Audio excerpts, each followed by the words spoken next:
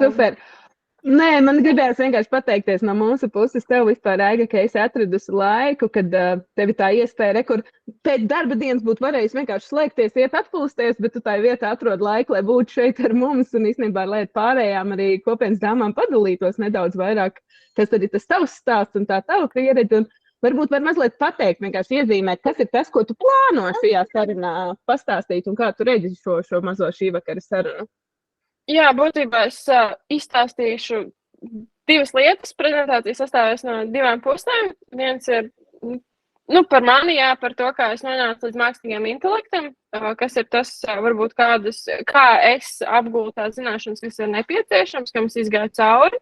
Un tur es pieskaršos vairākiem tematiem, kas tiek apspriesti Discord kanālā, tīpaši par izglītību, kas ir man šeit ļoti daudziem aktuāli. Par augstskolu, jo es varbūt pārstāvu tādu tā kā tradicionālā ceļa gājēju, bet ar tādu nestandarta piesitienu, jo lai gan es pārstāvu IT industriju, tā mana nozare ir ļoti liela niša būtībā un ļoti saistās ar zinātni un matemātiku. Un tad tā otra puse ir, es pastāstīšu par mākslīgā intelekta terminiem, lai radītu tādu skaidrību, jo mūsdienās ir aizvien aktuālāk to pielietojums ikdienā.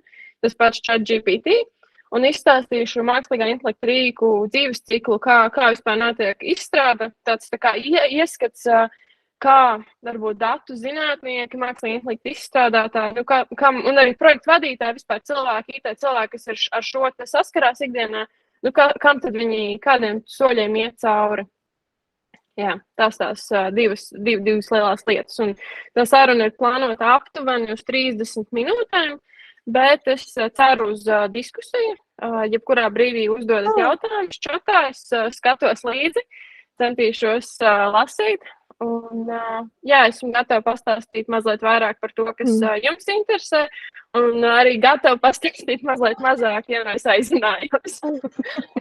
Jā, man liekas, ka bija forši tas, ko mēs runājam ar tevi, kad man liekas, ka šo ir jāuztver kā tādu fantastisku iespēju būt tajā telpā vienkārši kopā ar tevi, ka jā, tu vari padalīties rekur to savu ceļu un to bāzi, ko tu zini, bet ka galvenokārt aicinu uztvert to kā tādu superīgu iespēju, kur jūs rekur esat nonākuši, mēs esam nonākuši pie Aigas rekur vienā tajā istabā, un ka tā ir tas moments, ka var paprasīt visu kaut ko saistībā ar mākslīgo intelektu. Un tik mācējis, vai ne, tik atbildēs, vai ne, bet kad ir tā iespēja, ka tu vari padalīties tām savām zināšanām.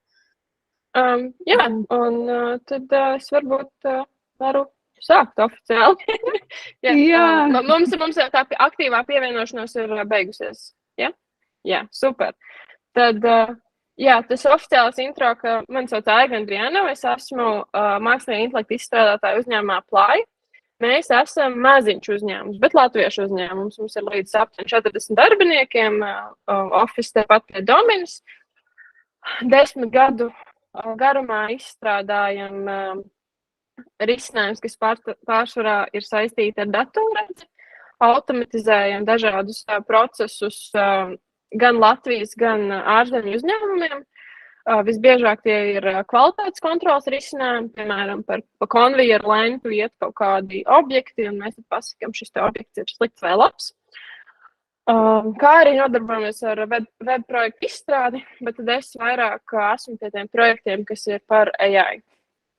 Bet paralēli šim te es mācos arī pašlaik maģistrantūrā. Mācos datu zinātni un mašīnu mācību. Ļoti ceru, ka es dabūšu no maģistra, bet tas ir grūts ceļš pašlaik tiek iet. Tad kopumā, kā tad man ir gājis, es atvainojos, mana prezentācija ir PDFs, jo bija zināms tehniskie izaicinājumi. Es mazliet savu stāstu sāku agrāk nekā parasti citi cilvēki, jo man bija varbūt tāda neordināra vidusskolas pieredze. Es mācījos RTU inženierzinātņu vidusskolā, kas tur ir gada skaitlis minēts 2015, kas ir arī tās skolas dibināšanas gads. Un šī skola tad pavēra ļoti daudz iespējas. Kā redzams, man ir bijusi pirmā un otrā prakse skolas ietvaros. Arī ir vēl viena prakse pirms tam bijusi, kas bija 2016. gadā, kas ir būtībā no 10. līdz 11. klases vasarai, jo tas bija skolas uzstādījums, ka mums ir jāiet praksēs un uz laboratoriju. Es biju matemātiķu un fiziķu klasē, un es pirmajā gadā biju uz fizikas laboratoriju praksēs, jo tētis saprata, ka fizika nav man. Un tad es pievērsos programmēšanai. Es programmēšanas pamats jau apguvu, man šķiet, kaut kādā 8. vai 9. klasē, bet un tad līdz ar to es no vasarā no 11. uz 12. klasi jau gāju strādāt, bet praksē uz Visma Latvija, kas bija mana pirmā tāda tā kā IT darba vieta, kur es nodarbojos ar automātisko testu rakstīšanu. Es rakstīju automātiskos testus web risinājumam ar C#. Un pirmo reizi redzēju, kā tad strādā reāli izstrādes komanda. Un tas bija ļoti, tā bija ļoti mulsinoša pieredze. Jo viens ir tas, ka tu māki programmēšanas pamatus, tu saproti, kā strādā algoritmi, IFI, vaili un citas lietas programmēšanā.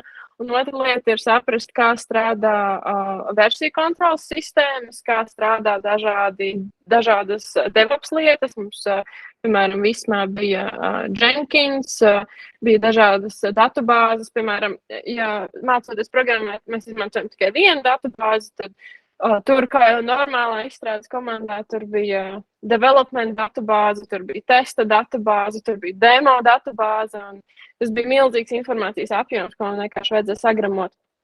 Bet kopumā es biju ļoti pateicīga par šo pieredzi, un man tur patika, bet bija zināms fake it till you make it, vajadzēja šo fake it till you make it attieksmi, jo citādāk varēja noslīgt šajā informācijas apjomā. Tas bija, es nezinu, ja man vajadzētu to darīt vēlreiz, es nezinu, es to darīšu. Tas šeit nav ļoti iedrošinoši, bet ir svarīgi sākt ar kaut kādu mazumiņu, ka tu zini tos programmēšanas pamatus, tad tu lēnām apgūsti to, kas ir pārējais nepieciešams, lai iedarbotos tajā izstrādes komandā. Un tad pienāca man otrā praksa, kas arī bija web praksa, bet tā bija jau nevis kā kvalitātes kontrolas cilvēkam, bet kā izstrādātājiem. Patiesībā tajā praksē es baigi daudz neko neizdarīju. Tas bija Ruby on Rails izstrāde. Un, tā kā mani senior web developers mācīja, bet vai es kādu veiksmīgu kodu rindiņu sniedzu atpakaļ, man šķiet, ka nē. Te bija mani 3 mēnešu praksē. Un es nezinu, kāpēc, bet es tāpat izdomāju pēc šīm 2 burvīgiem praksēm, kad es iešu studēt uz RTU diskiem. Cits alternatīvs man personīgi bija iet uz biologiem vai uz matemātiķiem. Un stiprāka alternatīva par biologiem bija matemātiķiem, bet es izdomāju, ka programmētājiem vieglāk darbu dabūt. Tas bija mans domu gājiens, un tam domu gājienam arī piekrita tajā brīdī man vecāki. Lai gan tagad, ja man vajadzētu atskatīties atpakaļ, tad varbūt tomēr vajadzēja iet uz matemātiķiem. Un es sāku studijas RTU Ditfos 2018. gadā. Programmā datorsistēmas, programma vēl joprojām eksistē, un eksistēs droši vien, ka vēl ilgi, jo viņa ir eksistējusi 10 gadus, nekur nepazudīs. Bet paralēli šīm studijām es ļoti, ļoti daudz ko darīju. Un tad pirmā lieta, ja kāds šeit ir studiju bakalaura gados, bakalaura studiju ietveros, no jebkuras universitātes var piedalīties, un jebkuras programmas, ne tikai datoriķiem, datoriķi var piedalīties tādā projektā kā Demo Latvija. Es mēģināju pirms šīs mūsu sarunas atrast kādu bildi, un nepaskatījos, vai viņi vēl ir aktīvi. Es ļoti, ļoti ceru, ka viņi vēl ir aktīvi, bet Demo Latvija ir projekts, kas savieno studentus ar skolēniem. Studentus nevis ar skolēniem, bet ar uzņēmumiem. Attiecīgi uzņēmums dod studentu grupām reālas biznesa problēmas, kuras attiecīgi ir iespēja risināt viena semestra garumā.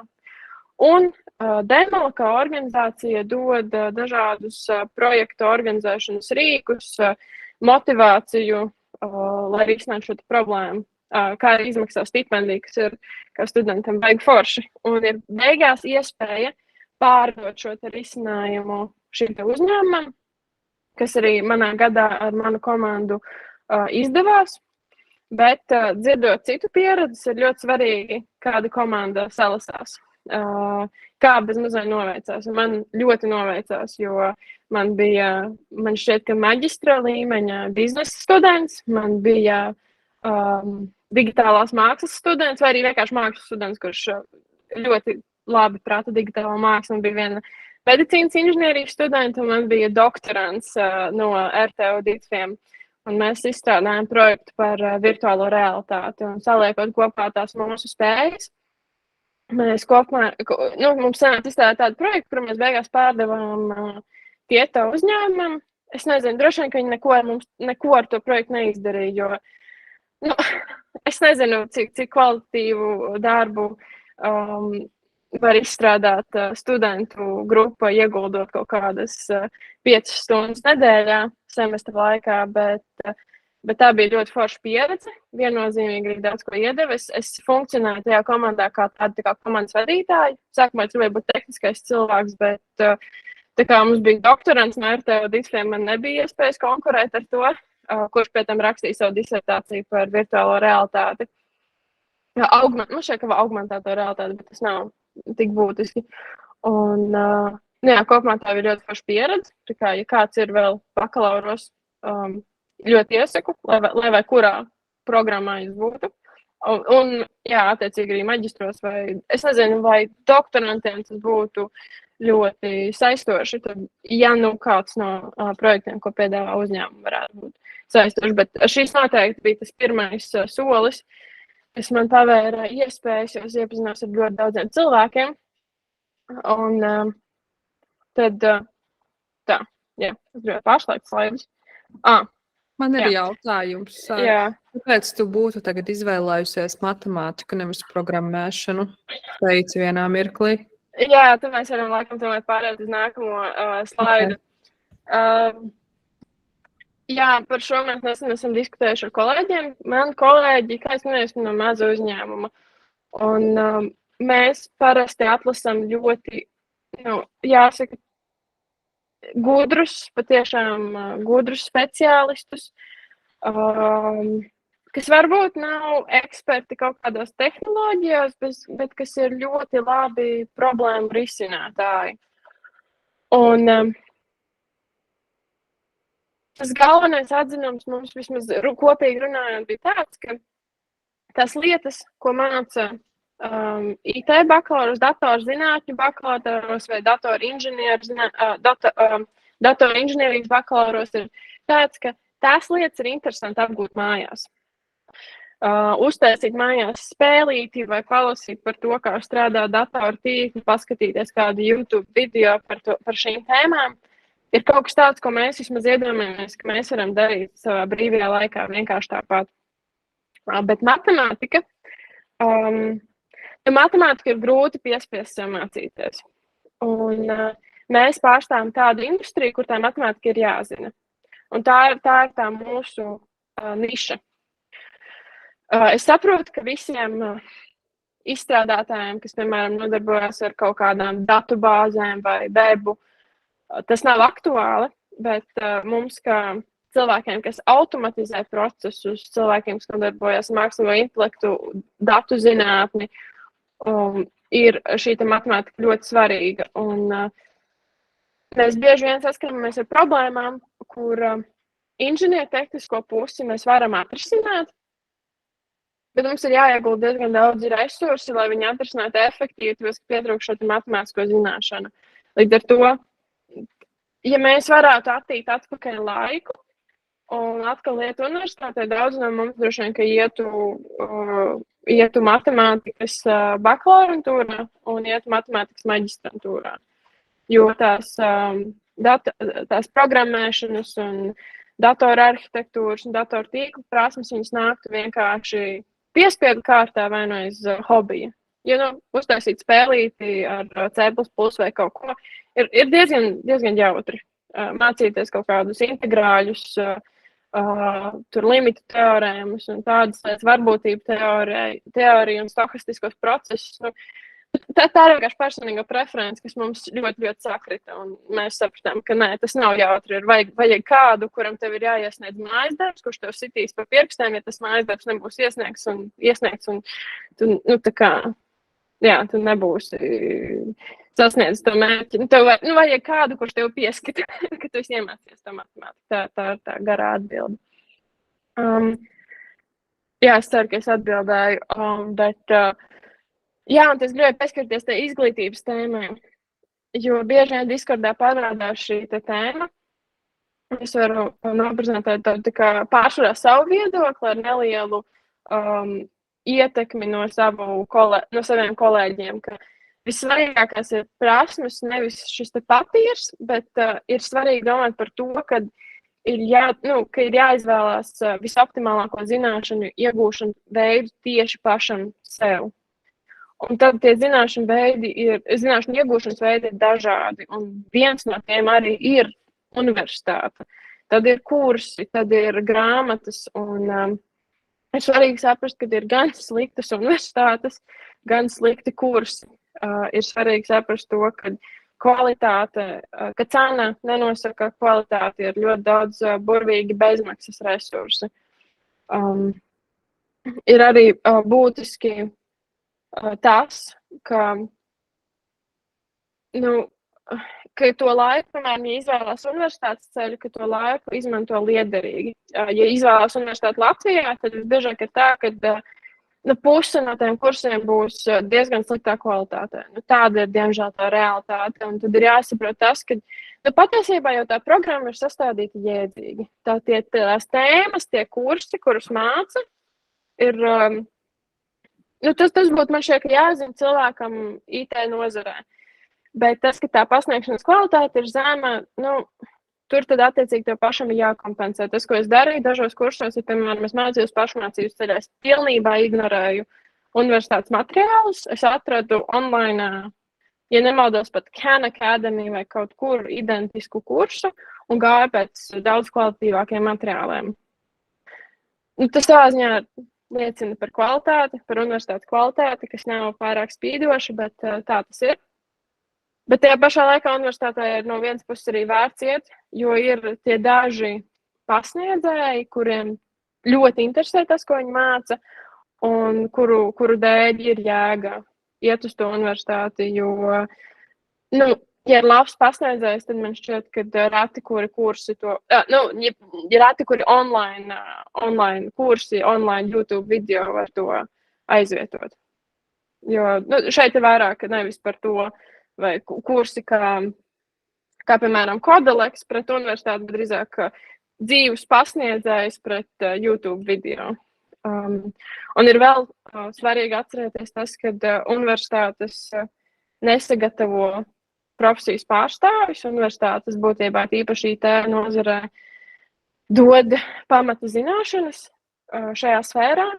Kad tu esi pabeidzis bakalauru tajos pašos DITFos, tu neesi gatavs programmētājs. Tu drīzāk tev ir bijis tāds vidusskolas līmeņa ieskats visās iespējamās IT industrijās, un tu esi gatavs sākt mācīties par web izstrādātāju, par sistēmu analītiķi vai par projektu vadītāju. Tas ir tā kā IT vidusskola, ja tā būtu vienkārši jāsaka. Līdz ar to ir svarīgi izvērtēt, kas ir manā situācijā vispiemērotākais izglītības veids manam tieši ceļam.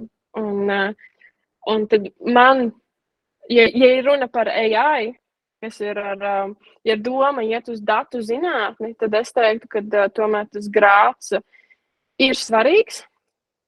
Varbūt Latvijā tas vēl nav tā izsities. Bet, ja paskatās plašāk pasaulē, tad profesijas kā datu zinātnieks vai mašīnmācības inženieris, tur visbiežāk ir pat vajadzīgs maģistra grāds, jo šiem cilvēkiem ir jāsaprot diezgan padziļināti matemātika. Un, protams, neapšaubām šīs prasmes var apgūt pašmācības ceļā, bet ir pamats skatīties sākumā uz cilvēku skeptiski, ka nav šīs izglītības. Man pašai darbā ir kolēģis, pat kolēģi, kuriem ir tikai vidusskolas izglītība un kuri visu ir apguvuši pašmācības ceļā, un viņi ir vienos no visaugstākajiem amatiem uzņēmumā.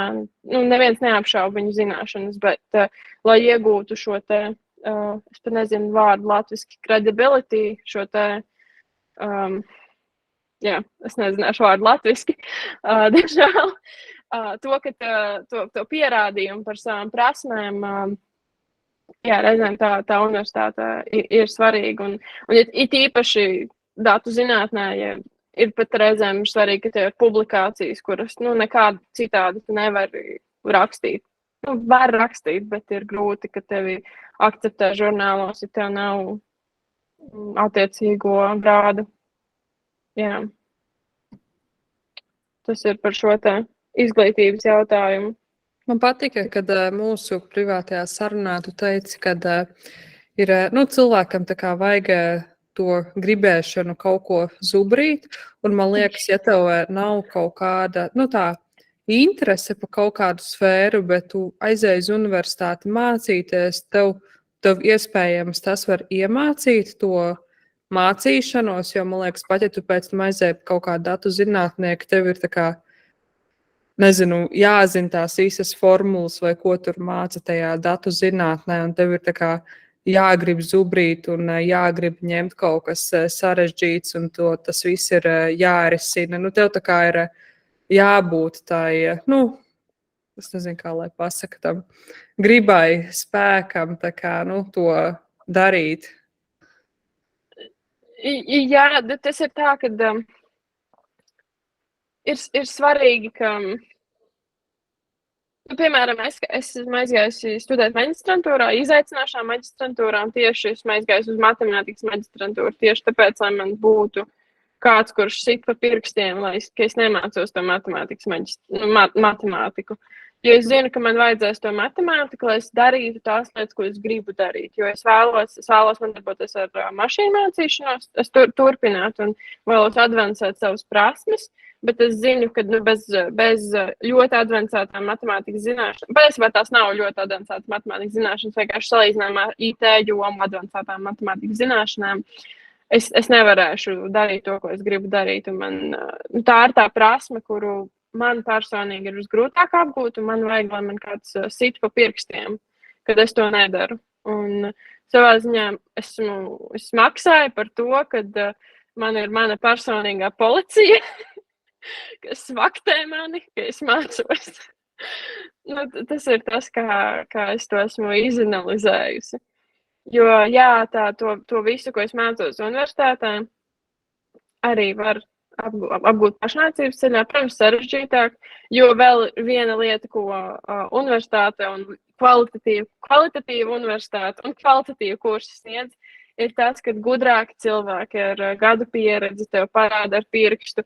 Šis ir tas, ko tev mācīties, šis ir tas, ko tev ir jāzina, ka tas ir svarīgi šajā nozarē. Protams, IT nozara ļoti strauji attīstās un aug, bet ir kaut kādas pamata lietas, no kurām tu nekad neaizbēgsi. Piemēram, man šķiet, ka programmētājiem, izstrādātājiem ir jāzina kaut kādas datora arhitektūra pamatlietas, vai arī jebkuram izstrādātājiem ir jāzina datoru tīklu pamatlietas, kaut vai lai ar SSH pieslēgtos citam datoram, vai arī kaut kāds operētāja sistēmas, lai uzstādītu savu darba vidi, piemēram, tā atnāc uz darbu, tev iedod datoru komponentus, saliec kopā, ieinstalē Windows, Ubuntu vai jebkuru citu operētāju sistēmu, lai tu varētu sākt darbu. Man, piemēram, tā bija. Man pirmajā darba dienā es atnācu uz darbu, man bija viss kastēs, atpako, sainstalē. Es zinu, ka citās korporatīvākos uzņēmumos ir tā, ka viss tiek administrēts un tev ir IT departaments, kuram tu raksti par katru programmu, kuru tev jaunu vajag. Citādāk nevar pie viņas tikt klāt, bet tādos vairāk mazākos uzņēmumos loģiski un uzņēmumos, kur nodarbojas ar vairāk eksperimentālu izstrādi, ir ļoti grūti nedot administratoru privilēģijas izstrādātājiem, kuri katru dienu ieinstalē kādu jaunu valodu vai rīku, jo gaidīt 2 nedēļas, kamēr tos IT departamentus. Jā, tu drīksti, tas ļoti aizkavē izstrādi. Bet līdz ar to arī attiecīgi izstrādātājiem ir lielāka atbildība, ka ir jāskatās uz licencēm. Jā.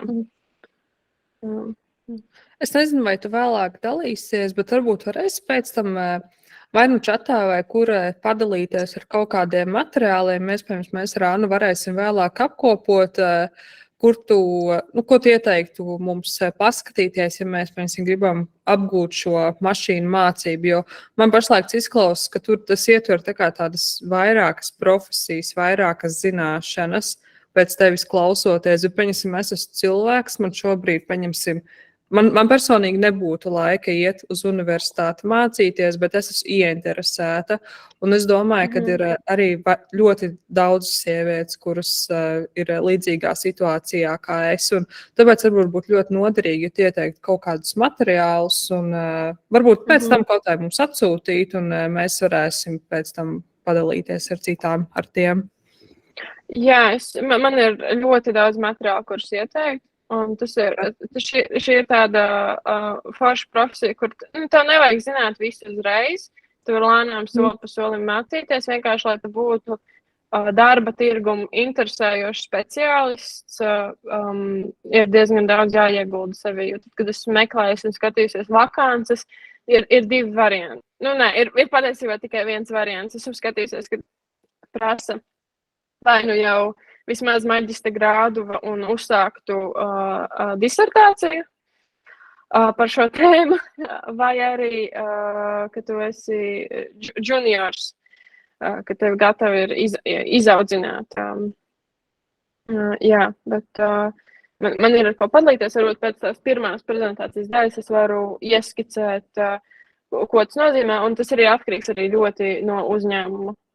Bet, jā, es mēģināšu īsi izstāstīt, tad, kur mans ceļš tālāk aizveda pēc pirmā kursa. Tad pirmā man darba vieta bija RTU.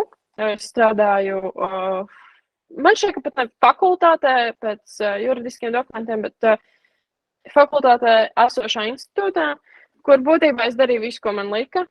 Aizskrien, izdaru to, izdaru šito, aizsēju uz RTU Design Factory ar lāzeri, tur kokā izgrabu kastītēs logo. Es nedarīju neko nopietnu. Es biju pelīgs, es darīju visu to, ko negribēju darīt maģistranti un doktoranti. Bet tad es tajā pašā laikā tur pārklājās. Es sāku strādāt UPB.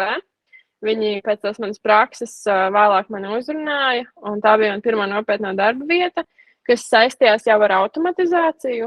Mans, laikam, darba titls bija automatizācijas projekta koordinātore, kas būtībā nozīmē to, ka es automatizēju būvinženieru matemātiskos kaut kādus procesus, vai tas bija viņu matemātiskos aprēķinus Excelī, uzlaboju, automatizēju, visu kaut ko ar tiem darīju, vai arī to, kā viņi ģenerē dažādas struktūras AutoCAD, nevis AutoCAD, bet viņu kāda programmā, tas ir 3-dimensionālā zīmēšanas programmā, ir tā, ka mani paņēma uz šo darbu, jo jau tajā brīdī man diezgan labi gāja ar matemātiku, esmu arī piedalījusies valsts matemātikas olimpiādēs, un šis bija mazāk programmēšanas darbs. Es rakstīju ļoti slikts kvalitātes kodu. Tas kvalitātes kods, varbūt tām, kurām jau ir kāds ieskats par programmēšanu, tas bija viens fails, būtībā skripts, kas vienkārši raksturoja matemātiskās darbības.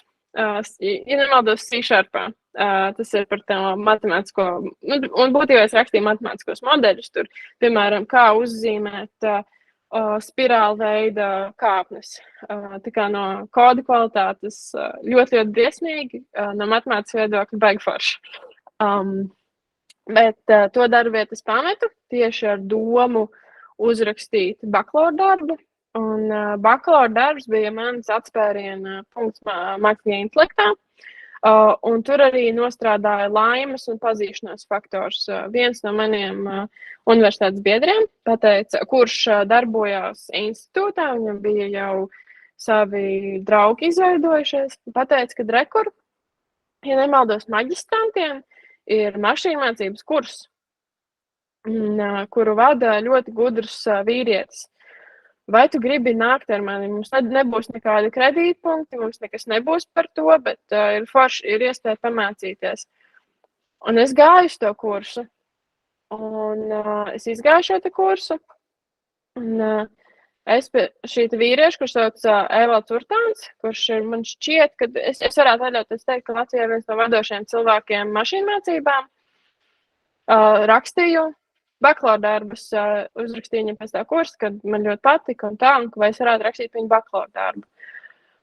Un es uzrakstīju ļoti izcilu bakalaura darbu, es viņu sāku salīdzinoši agri, salīdzinājumā ar saviem kursa biedriem, uz katru nedēļu vai katru otro nedēļu sazvanījos ar savu vadītāju un izgāju cauri pirmo reizi tam mākslīgā intelekta, mašīnmācības modeļu dzīves ciklam.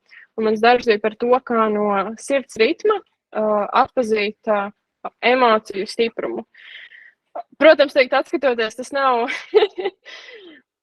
tas nav īsti līdz galam korekti vai īsti līdz galam iespējams tikai no sirds ritma, no pulsa datiem atpazīt emociju stiprumu, bet es mēģināju un manus centienus novērtēja fakultātē, bet jā, pēc tā man piedāvāja mans darba vadītājs strādāt pie sevis. Viņam vēl joprojām ir startups, kurus sauc Asja, kas vēl joprojām nodarbojas ar ļoti inovatīvu modeļu pielietošanu.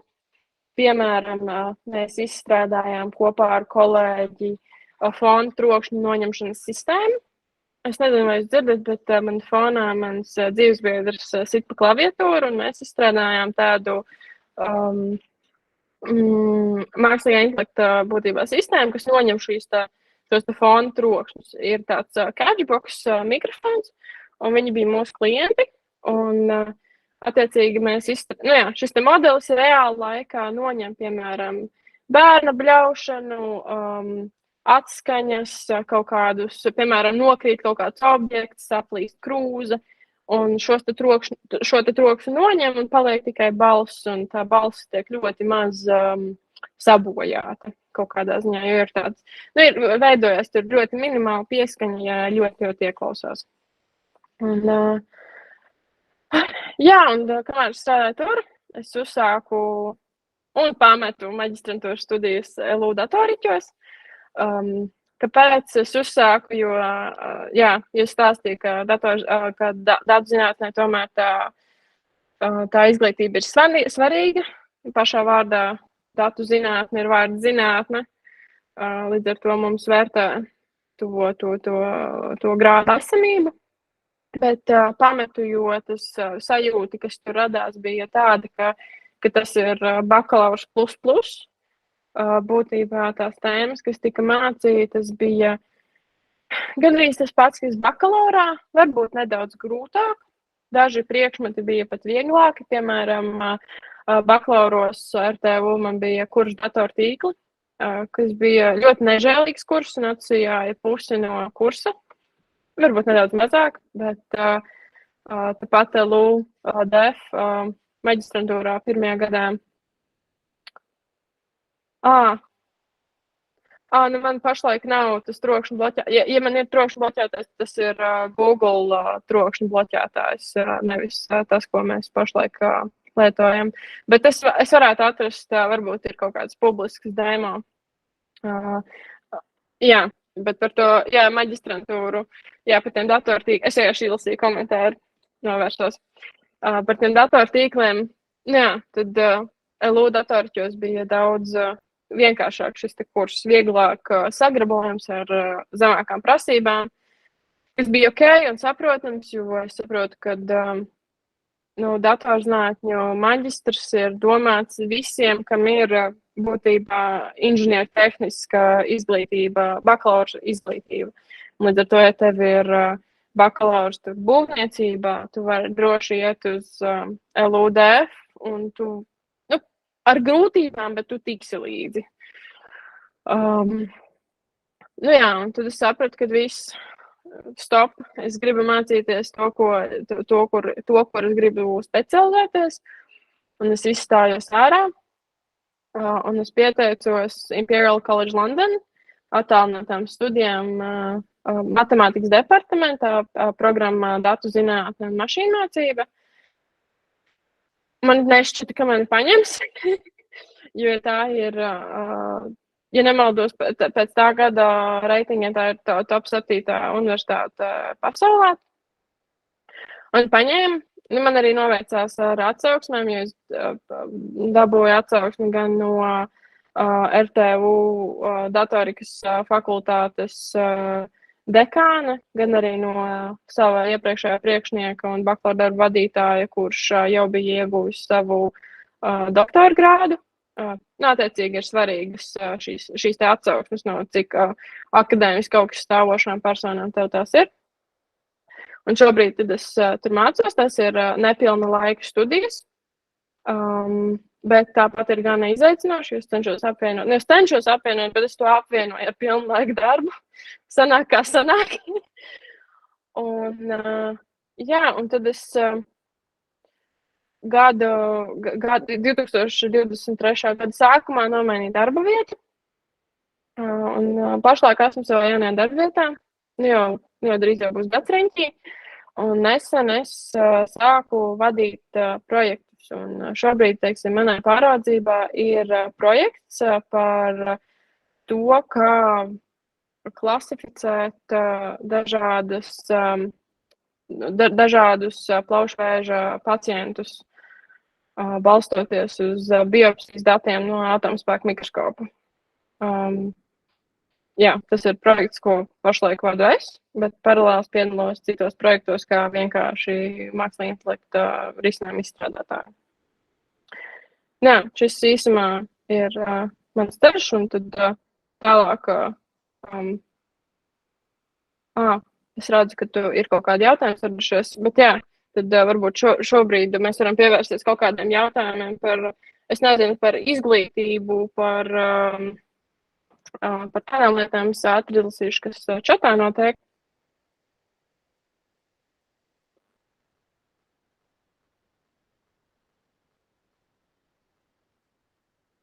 Jā, te teiksme raksta, ka no skolām, koledžām, universitātēm ir labums, ka zināšanas tiek pasniegtas strukturēti. Jā, un ka katram, kad ir grūti saprast, no kura gala tad sākt. Jā, tad tas ir tas viens no punktiem, kāpēc ir forši izvēlēties vai universitāti, vai kaut kādus padarinātus kursus, nevis vienu Udemy kursu, kurš maksā $20. Man šķiet, ka to vienu mazo kursu var ņemt tikai tad, ja tu ļoti, ļoti konkrēti zini, ko tev vajag un kāpēc. Bet ja tu esi iesācies kaut kādā nozarē, tad tev sanāk, diemžēl, maksāt par to arī, kad tev ir kāds, kurš tev parāda, tad šis ir tas, kas tev ir jāzina. Jā. Un par to, kad tad varbūt es varu mēģināt ieskicēt, kas tad ir svarīgi mašīnmācības izstrādātājiem. Tas ir Latvijā. Būtībā mums ir ļoti šaurs tirgus, ļoti maz ir vakances, ir ļoti maz uzņēmumu, kas ar to nodarbojās. Darba vietas es varētu pat uzskaitīt. Divās no tām esmu strādājis, kur ir Asja, kas ir startups, tad ir mūsu uzņēmums Apply, tad ir tāds Giraffe 360, kas taisa risinājumus nekustamo īpašumu mārketingam. Tad bez šiem uzņēmumiem ir datu zinātnieku komandas lielākajās bankās un finanšu uzņēmumos. Bet tur ir zināma birokrātija, kas, piemēram, mani personīgi neuzrunā. Tad ir arī citi startupi, par kuriem es vēl pat nezinu, bet kas rodās kā sēnes. Tad man personīgi bija jaunums Gravity Team, kas ir kripto arbitrāžas uzņēmums Latvijā. Bet, tad vēl ir, tad man šeit vēl kaut kādi 2-3 uzņēmumi, VR Dots, man šeit meklē vēl manas specialitātes pārstāvis, bet būtībā vēl kaut kādus 2-3 uzņēmumus, ja jūs man ļautu pagooglēt, es varētu nosaukt, kuros tā kā ir kaut kādas vakances.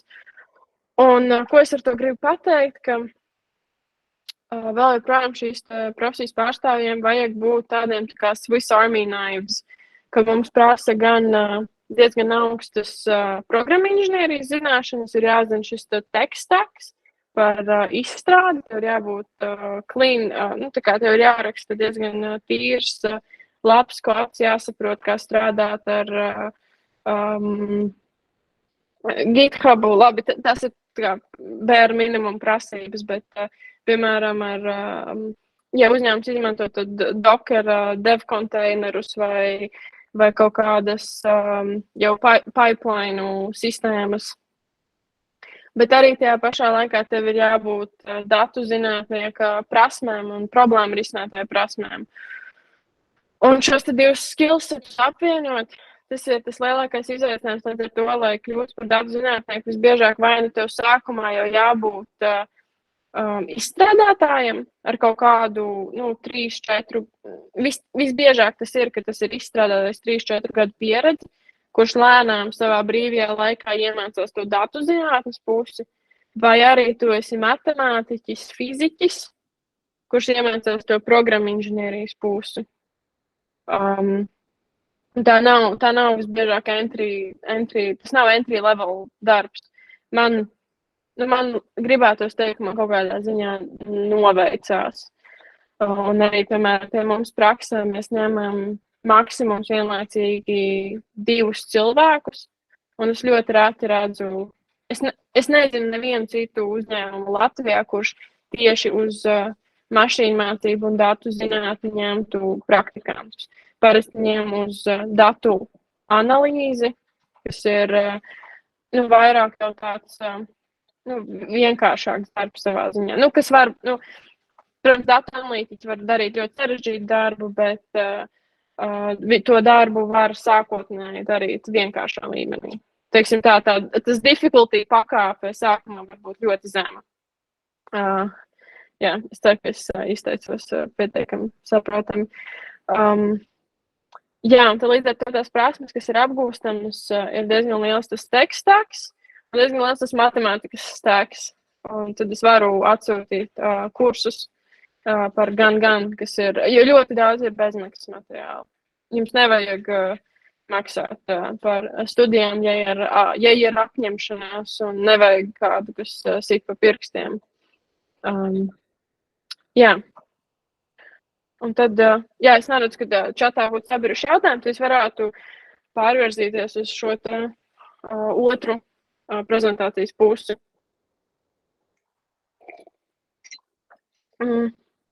Tagad varbūt tā padomē, varbūt vajadzēs sākt otrādāk. Bet kas tad vispār tas mākslinieks intelekts ir? Šī prezentācijas mazais sākums būs atkārtojums no video linka, kuru iemetā no Elektrum.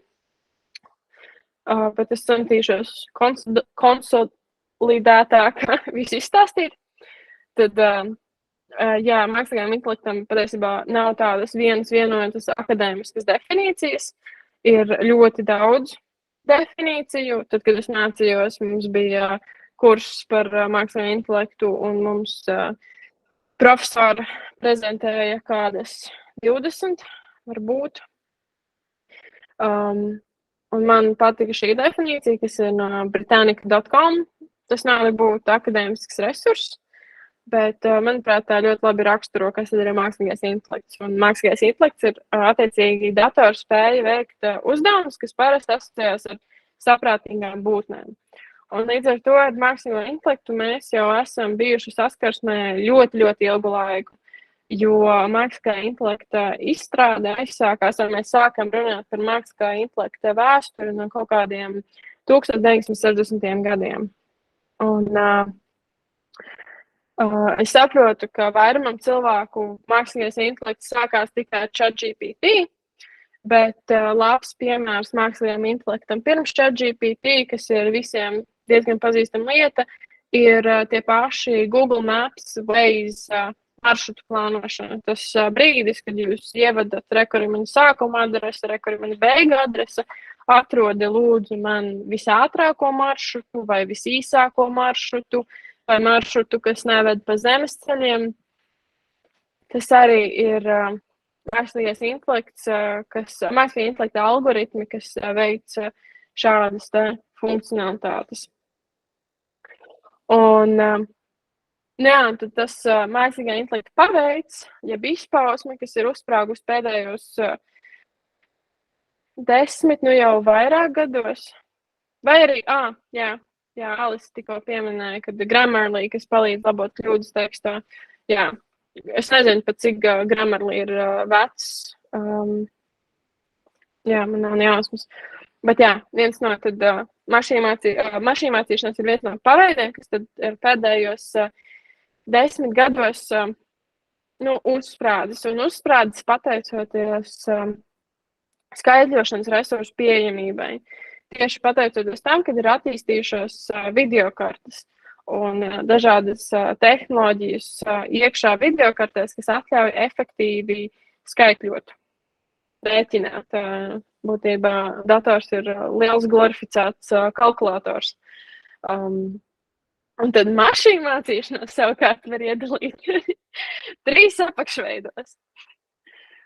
Ir pāraudzītā mašīnu mācīšanās, kuras gadījumā mums ir, piemēram, kaķu bildītes, kaķu un suņu bildītes, un ir zināms, kura bildīte ir kaķu bildīte un kura bildīte ir suņu bildīte.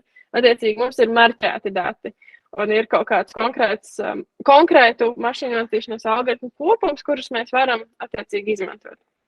Tad gadījumā, ja mums nav zināms, kad šīs bildītes ir kaķu bildītes un tās bildītes ir suņu bildītes, tā ir nepāraudzītā mašīnu mācīšanās. Mums nav doti šie te marķējumi.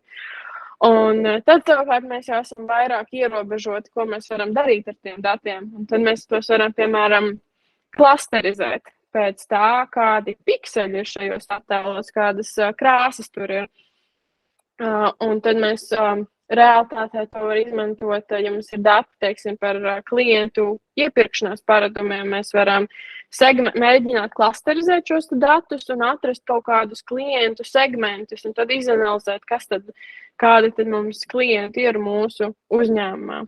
Un tad pats interesantākais, manuprāt, veids, kuru es neesmu tik daudz praksē pielietojis, ir stimulētā mašīnu mācīšanās. Tas ir tas, kad mums ir situācija, kurā mums ir uzrakstīts aģents, kurš pilda kaut kādu funkciju, un viņš no vides saņem atpakaļ atgriezenisko saiti, vai viņš ir izdarījis labi vai slikti. Un tad atkarībā no tās atbildes viņš pielāgo savu darbību. Piemēram, studiju laikā, kad es vēl mācījos, es taisīju stimulētās mašīnu mācīšanās risinājumu, kas spēlē Flappy Bird. Varbūt jūs atceraties, vēl bija tāda spēlīte, ka tu spied uz telefona ekrāna un putniņš lido. Jo tu vairāk spied, jo putniņš augstāk lido. Un tad es uzrakstīju, ka tas putniņš ir tas aģents, un tad tā spēles vide ir tā vide, kas dod atpakaļ atgriezenisko saiti. Un, ar laiku, attiecīgi, mans risinājums iemācījās tik labi spēlēt to spēlīt, ka tas putniņš nekad nenomir. Un tas ir viens piemērs stimulētajai mašīnu mācīšanai. Bet tad ir vēl 2 svarīgi termini, kas šajā nozarē ļoti daudz uzspēlda.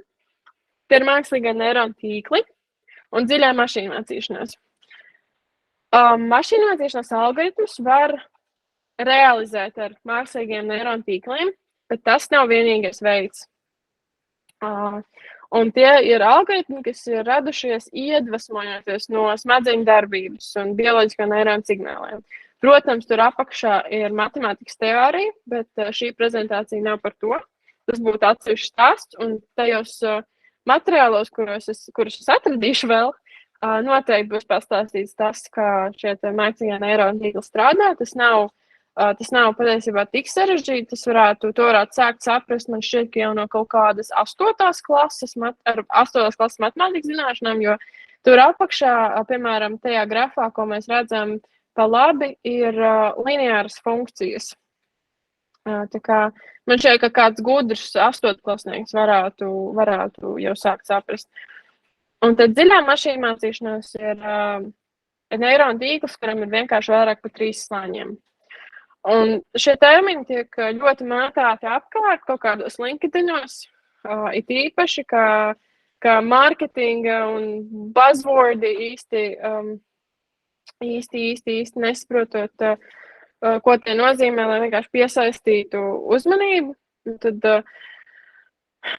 man šķiet, ka ir svarīgi iegūt šo sapratni, kad dziļā mašīna mācīšanās, ka pasaka deep learning, tas nav kaut kas wow, amazing, ka tas varētu būt vienkārši kaut kādu, vismaz 4 lineāru funkciju kopums, ka tas ir absolūtākais minimums, un to mēs varam nosaukt par dziļo mašīnu mācīšanos. Jā, un tad, lai radītu kaut kādu kopsavilkumu par šo sadaļu, mums ir mākslīgais intelekts, kas ir viena liela nozara, kas cenšas replicēt to, kā darbojās cilvēki. To var realizēt ar mašīnu mācīšanos, bet ir arī citi veidi. Piemēram, es varētu minēt, ir ekspertu sistēmas, kas ir daudz senāk realizētas, jo tās ir balstītas uz, piemēram, if statementiem. Tos varētu izmantot ekspertu sistēmas, piemēram, ja nemaldos, jau izmanto, lai palīdzētu ārstiem diagnozēt pacientus. Piemēram, ir koks, kurā norāda, piemēram, if tur pacientam ir tāds simptoms, mēs pārējām uz šo lauku, if ir nākamais simptoms, mēs pārējām uz šo lauku, un tā mēs sasniedzam kaut kādu diagnozi. Būtībā es nezinu, man, tad, kad es biju pusaudzis, bija žurnāli, lai noteiktu tur savu ideālo boyfriendu, tad tas ir piemērs ekspertu sistēmai. Varbūt jūs arī tāds. Jā. Un tad mašīnu mācīšanos, savukārt tas 3 mašīnu mācīšanas veidus, mēs varam realizēt caur dziļo mašīnu mācīšanos, un tas ir tas visbiežāk izmantotais veids mūsdienās.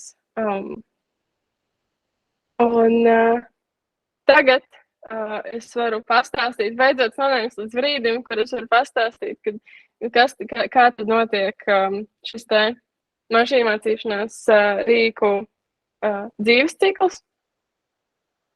Un, jā, sākumā, kā jau jebkurā IT projektā, mums ir problēmas definīcija, kur mēs noskaidrojam prasības un noskaidrojam, kas tad mums ir īsti vajadzīgs. Tad ir pats svarīgākais iespējams solis, kur ir svarīga, kad mums ir jāiegūst dati, un tie ir jāsagatavo. Ir ļoti būtiski mums datu kvalitāte. Datu kvalitāte ir viena no svarīgākajām lietām šajā nozarē, jo, ja dati ir nekvalitatīvi, tad šie te modeļi iemācīsies sliktas iezīmes, sliktus paradumus, kurus vajadzēs kaut kā citādāk mitigēt un atrisināt, kas jau būs izaicinošāk šajā visā procesā. Līdz ar to liels uzsvars tiek likts parasti uz kvalitīvu datu iegūšanu. Bet praksē tas mēdz būt ļoti dārgi, un, ja ir iespējams, tad bieži vien simulē datus, ģenerē kaut kādā veidā, tīpaši tā ir attēls apstrāde. Piemēram, kaut kādos projektos, ja ir vajadzīgs atpazīt tur kaut kādu, piemēram, pildspalvas attēlos, ja nepieciešams atpazīt pildspalvas, mēs uzņēmumā uzņemtu attēlus ar pildspalvām, daudz pildspalvām, izgrieztu ārā un uztaisītu attēlu ģeneratoru, kas uz dažādiem foniem uzlikt šīs pildspalvas, un tad mēs mācītu modeli uz šiem ģenerētiem datiem, bet pārbaudīt mēs uz klienta datiem, kur klients mums ir iedevis datus ar šiem pildspalvu attēliem jau vidē. Nu, piemēram, viņam klientam ir, nezinu, pildspalvu ražošanas fabrika, un viņam ir jānosaka, cik kastē ir pildspalvas aptuveni. Un tad šādi mēs risinātu, nevis mēs fočātu tur 1000 kastes ar pildspalvām un skaitītu, cik tur ir pildspalvas, bet mēs ģenerētu, jo ģenerējot mēs zinām, cik tad ir īsti pildspalvas kastē. Tad nākamais solis ir paša modeļa izstrāde un apmācība. Visbiežāk tiek izmantoti jau vecāki modeļi, kas jau ir modeļu arhitektūras un metodes, kas jau ir kaut kādas 10 gadus vecas, jo tās, kas tagad, piemēram, parādās tādas kā ChatGPT, transformeru tīkli un tādā garām, tos ir ļoti, ļoti dārgi apmācīt, jo tiem ir milzīgs parametru skaits un tiem vajadzīgi ir milzīgi skaitļošanas resursi, kas nav īsti, tas nav īsti, tas nav vispār vajadzīgs tādām problēmām, kādas risina, piemēram, mans uzņēmums ikdienā, kā arī tas ir ļoti dārgi. Realitātē tādu modeli kā ChatGPT nedaudzi uzņēmumi var atļauties apmācīt. Jo tas video karšu, tas elektrības apjoms, kas vien ir vajadzīgs, lai apmācītu šos modeļus, ir ļoti milzīgs. Mēs nerunājot par to, cik pašas video kartes maksā un cik maksā tie inženiertehniskie resursi, lai tas viss notiktu. Tad, kad mēs esam izstrādājuši pašu modeli un apmācījuši to, tad mēs skatāmies, cik tas labi strādā un mēģinām uzlabot. Un tad tas ir savā ziņā tāds atpakaļejošs cikls. Mēs uzlabojam, mēs skatāmies, cik labi modelis performē, tad varbūt mēs nomainām modeli. Varbūt var atrast kaut ko labāku, varbūt var kaut kā citādāk to procesu uzlabot. Nu, mums kaut kādā ziņā beidzās resursi, vai nu tie ir naudas resursi, vai nu tie ir laika resursi. Un tad jau sako nākamais solis, ka mums ir jāuzstāda šis modelis produkcijā, jo, ja, piemēram, datu zinātnieka visbiežāk galvenā valoda ir Python, vai arī citur R. Mašīnmācībā tā tieši dziļajā mašīnmācībā tā visticamāk būs Python programmēšanas valoda. Tad produkcijas vidē ļoti, ļoti bieži nebūs Python valodā, jo Python, diemžēl, nav tas ātrākais skrējiens pasaulē. Bieži vien ir kaut kādā veidā jāizdomā, kā to modeli, piemēram, palaist C++, Rustā, .NET frameworkā, kaut kur citur. Un tad tas ir vēl viens posms, kam ir jāaiziet cauri, jo tas bieži vien nav tik vienkārši, lai pārkonvertētu šo modeli no tā, ka viņš ir apmācīts Pythonā, uz to, ka to var palaist kaut kur citur. Un kā arī tev ir tas visas datu sagatavošanas funkcijas, jo, piemēram, tad, kad mēs apmācam modeli, mēs pārkonvertējam, zināmā mērā, tos attēlus vienā vai citā formātā, un tad mums arī šīs konvertācijas un visas datu apstrādes funkcijas ir jāpāraksta no Python uz to produkcijas valodu. Un tad pēc tam, kad ir uzstādīšana produkcijā, tad darbs nebeidzās. Jo mums arī modelis ir jānovēro un jānodrošina to, ka tas reāli strādā ikdienā. Un viens ir tas, ka mūsu modelis ir nostrādājis uz klienta iedotiem datiem, ka klients ir safotografējis, ka viņam ir pildspalvu kastes ar 1900 pildspalvām. Un tas ir bijis kaut kādus 6-7 mēnešus atpakaļ. Tagad ir darbības novērošana, tagad klientam ir citādākas kastes. Piemēram, kastes kādreiz bija zilas, tagad kastes ir koši sarkanas, un pēkšņi modelis nestrādā, jo vienkārši krāsa nomainījusies kastēm, un tā tas var notikt. Un ir jānovēro modeļa darbība, un ja modelis nestrādā, tad mēs šim procesam pilnībā mēs viņam atkal no jauna neejam cauri, bet kaut ko pamainam, atkal apmācam, Tas process ir savā ziņā automatizēts. Mums nav tā, ka viss ir atkal manuāli roka jādara. Mums ir parasti kaut kādi skripti, kurus tu vienkārši nospiedi start, un viss ir kārtībā. Bet jā, modelis ir jānovēro un jāpielāgo ar laiku, jo ir kaut kādas lietas, kas vienkārši notiek un ir jāpielāgojas. Vai arī realitātē bieži vien ir tā, ka apgaismojums izmainās vidē. Ja runā par datorredzi, tad ļoti bieži būtu tā, ka atsūta vienus validācijas attēlus no šīs produkcijas vides, bet bieži vien tur realitātē ir, piemēram, ēna tajā vietā vai uz kameras krājās putekļi. Un tad ir kādas cilvēciskas problēmas, ka tev ir jāiet runāt par tādām lietām, kad ir jāiet slaucīt kameru. Ja mēs nevaram neko izdarīt, ja mēs nevaram ievākt normālus datus. Un ka tas ir par to cilvēcisko aspektu bieži vien. Jā, šis bija tas mans 30 minūšu ieskats, man sagatavotā 30 minūšu daļa, kas beigās izvērtās gandrīz stundā. Jā, tikai tagad esam atvērta vairāk diskusijām. Pazuda? Bet jā, šeit ir, ja kas man oficiāli kontakti, man arī var atrast LinkedInā. Man arī var vēl neoficiālāk atrast Discordā. Man droši var rakstīt, ja ir kaut kādi tīpaši jautājumi par mākslīgo intelektu vai kā atrast darbu vai uzsākt darbu šajā nozarē. Esmu ļoti atvērtām. Ja mums ļoti vajag papildus spēkus Latvijā. Ļoti vajag papildus spēkus. Mēs esam ļoti atvērti. Paldies, tev, Aiga.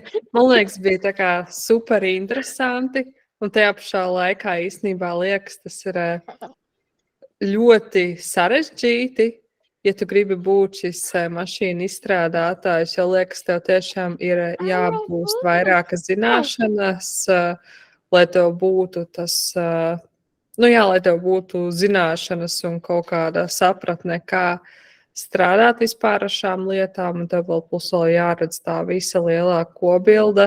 Es domāju, ka es pati noteikti nepārkvalificēšos, bet man ļoti interesē, es labprāt īstenībā gribētu tā kā pastīties, kas tur kādas zināšanas nepieciešams matemātiski, es labprāt pastītos kaut kādus video, kāds strādā, jo man tas vienkārši liekas interesanti. Jā, bet varbūt kādām vēl ir kāds jautājums un kaut kas sakāms. Man liekas, ka viss tiešām ir piekrist Alistē par to interesantumu un vienkārši tā kā, pat ja tu neesi tajā iekšā, vienkārši ieskatīties caur mazu to šķirbiņu caur durvīm, ieraudzīt iekšā ir forši. Jautājums man gribās paprasīt, kas ir tas, ko tu pieminēji pirms tam, kad Kaleb tev liekas, ka mākslīgais intelekts nemaz tik ātri visu nepārņems. Tas bija viena no frāzēm, ko tu pieminēji tajā savā tekstā sākumā, vai ir kaut kas tāds, kas tev padomā pie tās atbildes? Jā, galvenokārt tāpēc, kad es minēju, ir šis datu ievākšanas un apstrādes solis, un tas ir ļoti dārgs un laikietilpīgs process. Un būtībā līdzinājie mašīnmācības modeļi ir ļoti jutīgi par to. Kāpēc ChatGPT ir tik veiksmīgs, cik tas ir? Jo tas varēja noskreipot, es atkal nezinu hardu latviski, bet visu internetu par tā zināšanām, paņem, piemēram, Wikipēdiju, bloga rakstus, ziņu rakstus, un ievākt šo te milzīgo datu apjomu. Un savukārt, lai radītu kaut kādu intelektu, kas tā kā būtiski, ChatGPT jau ir būtiski izmainījis to, kā mēs dzīvojam, bet negatīvi, varbūt negatīvi, nē, bet jau kaut kā aizstātu cilvēka intelektu, vajadzētu šim te datu apjomam ir jābūt. Vismaz pašlaik man tāds ir neiedomājami lielam, un jau tagad ir tikai daži uzņēmumi pasaulē, kas var apmācīt tādus tīklus kā ChatGPT. Līdz ar to man šķiet, ka vēl mums ir diezgan daudz, kur attīstīties. Gan tajos modeļos ir problēma, tas, kā notiek šī apmācība. Ja es varētu īsi izstāstīt, kā tas notiek, es to izdarītu. Ja es redzu, ka raksta, ka nākamā izaicinājuma vajadzētu matemātikām problēmu risinājumos, un tur patiesībā, kāpēc es minēju, ka mākslīgajam intelektam nevajag sarežģīt matemātiku, tur nav sarežģīta matemātika. Sarežģīta matemātika nepieciešama fiziķiem un inženieriem un cilvēkiem, kas nodarbojas ar temperatūras un kinemātikas lietām. Mums mašīnmācībā ir vajadzīga lineārā algebra un statistika un tādas lietas, kas tā kā, par ko kaut kādi fiziķi un cilvēki, kas nodarbojas ar elektroinženieriju, pasmējās.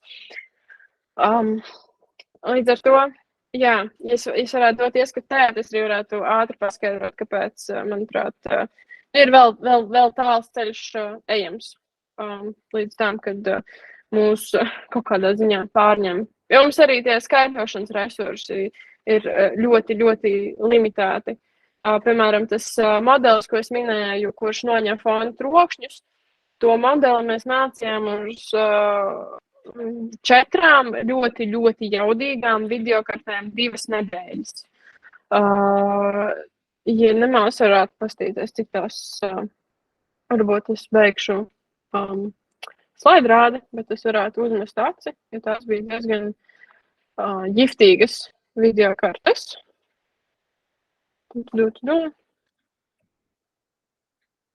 Jā.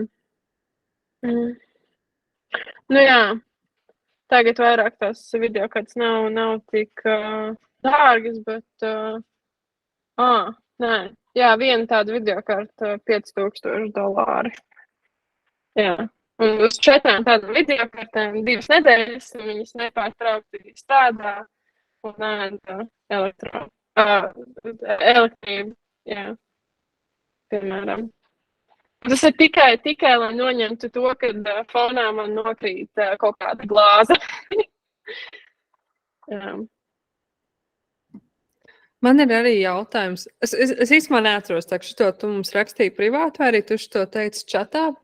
Tā, kad mēs izmantojam visu šos mākslīgā intelekta rīkus, tieši mums arī tagad ir izaicinājums un ir dažādas lietas, pa kurām mums vajadzētu uzmanīties. Pieņemsim, kādu informāciju mēs dodam rīkiem, un tad ir atkal otrs faktors no paša rīka puses, tā kā pieņemsim, mēs gribam izmantot ar kaut kādu video taisīšanas mākslīgā intelekta rīku, lai viņš man uztais kaut kādu reklāmu, jo es pat negribu filmēties, bet es gribu, lai tur kaut kāds cits cilvēks norunā manu tur ierakstīto tekstu, un es pēc tam to video gribu izmantot, pieņemsim, tur she can do it reklāmu nolūkos. Tā kā kādas ir kaut kādi riski vai cik tas ir likumība, kam vajadzētu pievērst uzmanību, gan dodot savus datus, gan izmantojot to rīku. Jo, manuprāt, tu kaut ko tādu pieminēji. Jā. Jā, šim ir 2 puses. Pirmkārt, par saviem datiem. Mans personīgais pieejams ir tāds, ka es nevienam šim rīkam nedodu tādus datus, kas nav publiski izpaužama informācija. Pirms es neizlasu lietošanas nosacījumus, un lietošanas nosacījumi ir tā daļa, kuru īsti neviens nelasa. Tā ir tā garlaicīgā garā daļa, jo ir jāsaprot tas, ka var būt pilnībā legāli tas, kad šajos lietošanas nosacījumos ir tas, ka, ja tu ieraksti, es neesmu lasījis par ChatGPT, bet, kad tu ieraksti tajā promptā, pasaki tur kaut kādu savu privātu informāciju, piemēram, par savu dzīves, ja, piemēram, tu paprasti ChatGPT, kāds ir īsākais maršruts no manām mājām tajā un tajā adresē līdz tur, es nezinu, brīvības piemineklim, kad ChatGPT var pilnībā legāli saglabāt šo informāciju. Tā varētu būt. Un tad izmantot šo te informāciju pilnībā jebkādā veidā, kā viņi vēlās. Attiecīgi ir svarīgi apzināt šo te user agreement, kas ir, kur es personīgi neesmu izlasījis, līdz ar to es vienkārši nedodu šo te informāciju. Un uzņēmumā mums ir līdzīga politika. Savukārt mēs izmantojam tādu rīku kā GitHub Copilot, kas ir līdzīgs vienam no jūsu izaicinājuma rīkiem Codeon, tikai GitHub Copilot ir maksas rīks. Un GitHub Copilot gan ir ļoti skaidri atrunāts, ja izmanto enterprise versiju un atķeksē settingos, kad nē, mēs nesūtam kodu apmācībai un nē, mēs nesaņemam citu uzņēmumu kodu, kas ir ar autortiesībām aizsargāts, tad mēs viņu izmantojam. Kad kāds ir iepriekš ar attiecīgu izglītību izgājis cauri šiem dokumentiem un apstiprinājis, ka mēs esam pasargāti vismaz juridiski šajā ziņā. Un jā, par to tiesiskumu arī tieši no šī skatu punkta, kad ir jābūt uzmanīgam, kam tad pieder šis te intelektuālais īpašums. Ja jūs uzģenerējat attēlu ar DALL-E vai ar kaut kādu Stable Diffusion vai arī ģenerējat kaut kādu video, un ja jūs to izmantojat komerciāliem nolūkiem, ir jābūt ļoti pārliecinātam, ka jums pieder autortiesības un ka jūs drīkstat gūt peļņu no šī. Protams, ja jūs esat kaut kāds mazs uzņēmums, mazs Instagram konts, nevienam jūs nerūpēsiet, bet, piemēram, jūs esat salīdzinoši liela uzņēmuma mārketinga vadītājs, un jūs publicējat uzņēmumu sociālos tīklos, tad varētu būt problēmas arī. Kad šī te modeļa veidotāji pasaka, ka tā nedrīkst darīt. Jā. Ir ļoti svarīgi saprast, kam pieder intelektuālais īpašums. Un, man šķiet, ka vairumā gadījumu šie modeļa veidotāji neļauj tā vienkārši uzģenerēts attēlus izmantot reklāmās, piemēram. Bet es neesmu pārliecināta. Tā man ļoti interesētu kāda jurista viedoklis šajā jautājumā, kāds, kurš ir patiešām lasījis šos te, manuprāt, ļoti garlaicīgos terms of use and user agreements un tādā garā. Jā. Jā, man liekas, ka man arī ir tā, ka es pat ļoti bieži izmantoju ChatGPT. Bet īpaši uzmanīgi man vajag darbā, tāpēc, ka mēs strādājam ar tādu mūsu vienu produktu, kuram ir ļoti sensitīva informācija, arī tas, kā tur rakstīts viss kods. Un es vienmēr ļoti domāju, kā es pareizi kaut ko jautāju tam ChatGPT, ja es gribu kaut ko uzzināt, jo man ir bail, ka tur es netīšām nenododu kaut kādu informāciju, ko es tā kā nedrīkst nodot, jo man liekas, jau kuram cilvēkam, ja tu kaut vai tu strādā, bet tu nezini īsti kaut kādas tur pareizās atbildes, gribi kaut ko pagooglēt, bet Google vietā gribi izmantot šo ChatGPT, ir ļoti, man liekas, tā kā, ir jābūt uzmanīgiem, ko nodot, jo var iebraukt beigās ziepēs, ka tu būsi tur pārkāpis arī savā uzņēmumā kaut kādus savus noteikumus un noteikti atlaidīs soda naudas, un es nezinu, kā kuram uzņēmumam tur ir, bet jā, ir tomēr ļoti jāuzmanās par šo visu informāciju. Ne tikai tas, ko nodod strādājot kaut kādā uzņēmumā, bet arī savu personīgo, ko dod. Bet man liekas, ka mēs ar Annu testējām visus rīkus. Man liekas, tagad mums ir ļoti daudz spamēpasti sanākuši pēdējās dienās. Tāpēc, ka mēs ļoti daudz rīkus testējām, tur vajadzēja tikai logoties iekšā Facebook vai Google, Gmail un jā, tā kā to mēs tiksim ar laiku galā. Tā kā, jā, es nezinu, varbūt ir vēl kāds jautājums. Jā, varbūt es tikai vēl par tiem ģenerētajiem attēliem. Vismaz no tiem dažiem, ko es tiešām esmu paskatījis, tad tas ir tāds, ka bezmaksas ģenerētie attēli, tas ir kaut kādi daži atļauj tev viņus izmantot, bet kaut kā vairāk bija tā, ka tās bezmaksas versijās tas ir tā paša lietošanai, kaut kā, bet nekur viņus izmantot īpaši nevar. Un tad ir tas, ka maksas versijā, tad, kuram dažam ir tās, ka tam kaut kāda mazākajam plānam varbūt labāka kvalitāte, bet arī vēl, atkarībā, cik daudz var izmantot, un, tas ir tās, jo tev tas jāskatās ir tajos maksas plānos iekšā, katrā ziņā bezmaksas versija, tas ir visminimālākais, un reti, kurš atļauj izmantot jau kaut kādiem mērķiem. Bet tad, jā, tas ir tad jau atkarībā no tiem maksas tiem līmeņiem izmantot var, it kā ļauj arī komerciāliem nolūkiem un izmantot, bet tas ir atkarībā, kāds ir tev tas memberships un cik tu daudz par to maksā. Jā, man liekas, šeit ir vienmēr jāatcerās, ka arī ļoti daudziem, tieši tos rīkus arī, ko mēs piedāvājam, mēs centāmies tiešām atlasīt tās visas bezmaksas versijas, jo, protams, mēs arī atradām daudzus ļoti labus rīkus, bet viņi bija maksas versijas. Un arī tajos mūsu rīkos, dažos, ko piedāvājam, jā, tu kaut ko vari pamēģināt bezmaksas, bet tad aiziet tālāk vai kaut kādā maksas versijā.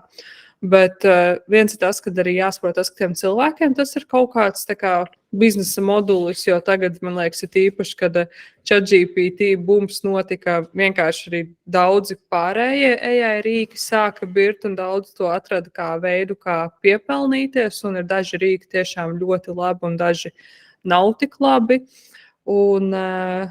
Un jā, bet laikam no mūsu puses vairāk bija tas vienkārši, kad cilvēki var vienkārši apskatīties, ko vispār AI var izdarīt, jo noteikti pa tiem visiem attēlu ģenerācijas rīkiem noteikti, ja ierakstīs Googlā, varēs atrast ļoti, tiešām mēs atradām ļoti daudzus rīkus, ka tu pat nevari izvēlēties, ko īsti kādam parādīt, kurš ir tas labākais. Tur, man liekas, katram individuāli ir jāiet cauri un jāskatās, bet jā, mēs centāmies atrast rīku, ka jā, tu vari tur uztaisīt kaut kādu bildi vai kaut ko izdarīt tur ar savu bildi, ierakstot tikai kaut kādu tekstiņu, tad, man liekas, kaut kādu tādu daļu mēs iedavām, bet, un tad tas tālāk ir jūsu interesēs, jums varbūt vairāk interesē, gribat maksāt vai gribat kaut ko pagooglēt, jo vienkārši interesē ģenerēt tās bildes, piemēram, un jā. Es redzu, ka čatā ir, es redzu, ka čatā ir ienācis ļoti interesants jautājums, kā pats AI palīdz machine learningam un vai ar AI palīdzību var uzzināt sakarīgus machine learning modeļus. Ir tā, ka es, piemēram, ikdienā ļoti daudz izmantoju ChatGPT un vispār valodas modeļus, lai uzģenerētu ļoti vienkāršas funkcijas. Ja kā es teicu, jāizsākās ar ļoti mazām lietām, piemēram, tā kā es strādāju pašā ar attēlu apstrādi, man ir nepieciešams kaut kādas attēlu transformācijas funkcijas, uzrakstu ChatGPT, uzrakstu man Pythonā tādu un tādu funkciju, izmantojot visbiežāk, piemēram, OpenCV, kas ir attēlu apstrādes biblioteka, kuru plaši izmantoju industrijā. Un es pārkopēju to funkciju, pamainu, lai atbilst mūsu izstrādes nosacījumiem, un ir baigi labi. Tādā veidā es ļoti pātrinu savu darbību. Lai gan arī GitHub Copilot to ir aizstājis, jo tas ģenerē kodu manā vietā. Un tad jau otrā jautājuma daļa par to AI palīdzību var uzņemt sakarīgus mašīnu mācības modeļus. Un ir tā, ka tādam ChatGPT pajautā, piemēram, kā vislabāk klasterizēt tādus datus, tas izejas punkts varētu būt diezgan labs, jo tas noteikti iedos labu starta punktu, bet kaut ko inovatīvu no tā nevar sagaidīt. Un mēs, ja mēs runājam par kaut kādiem dziļās mašīnu mācības modeļiem, tad mēs pat viņus baigi neizdomājam. Mēs izmantojam jau gatavas, sen zināmas arhitektūras, kuras mēs mazliet pamainam atbilstoši savām zināšanām un nedaudz, ja es varu tā teikt, čujam par to atbilstoši pieredzē, kas tā kā būtu labāk šajā situācijā. Un tad šo te modeļu arhitektūras izvēlē, tomēr nē. Varbūt sākotnēji, ja mums pilnībā nav nejausmas, mēs pilnībā nekad neesam saskārušies ar šādiem datiem, kas manā gadījumā, piemēram, būtu, es pat nezinu, piemēram, finanšu datu analīze. tad es varbūt uzrakstītu ChatGPT, kurus varētu sākt. Bet tā nē, visbiežāk mēs, ja ir kaut kāds jauns izaicinājums, mēs darām veco labo zinātnisko variantu, kad mēs meklējam, lasam publikācijas un skatāmies, ko gudri zinātnieki pavisam nesen, visticamāk pēdējā gada laikā ir darījuši, lai risinātu līdzīgas problēmas, tad mēs mēģinām atkārtot gudrus zinātniekus. Jā. Tas ir tas pieejams, ko parasti industrijā dara. Jā, tā kā kaut kādas mazas funkcijas ar ChatGPT, lielas arhitektūras, lielas lēmumus, ne to ar galvu. Jā, tas būtu tādos lielos vilcienos. Jā. Jā. Paldies, Haiga, par atbildi. Man pašai radās jautājums, tas varbūt vairāk būs visām klausītājām, kuras, pieņemsim tagad, kuras tā kā ir ieinteresētas pašlaik mācīties šo mašīnu mācību. Ante ir. Ante ir, jā. Jā, es varu pateikt, ka man tā motivācija ienākt šajā nozarē bija tieši tas, ka man ļoti patika matemātika, bet es negribēju būt bez darba, man bija bail mācīties matemātikas maģistru vai matemātikas bakalauru, kad es būšu bez darba. Un tad es aizgāju programmēšanai, tas bija tā kā tuvākais matemātikai, kas vien ir. Un tajā pašā laikā bija tas web prakses, un es nezinu, tagad bija slikta pieredze, un es sapratu, ka webs galīgi nav mans. Visu cieņu tie, kas nodarbojas ar webu, bet nav mans. Un tad tā mašīna mācība bija kā tāda svētība no gaisa nokritusi, ka tas apvieno programmēšanu, ko es teiktu, ja esmu mācījusies baigi ilgi, un matemātiku, bet tāds jā! Es noteikti gribēšu no tevis sagaidīt matemātikas kaut kādas materiālus. Man pašai arī skolas laikā matemātika interesē, bet man tagad programmēšana, tad man liekas, ka man tagad arī vajadzētu matemātiku vēl pamācīties, un tad vēl kaut ko mazliet, un tad jau es varbūt arī varēšu tēmēt kaut kur. Jā.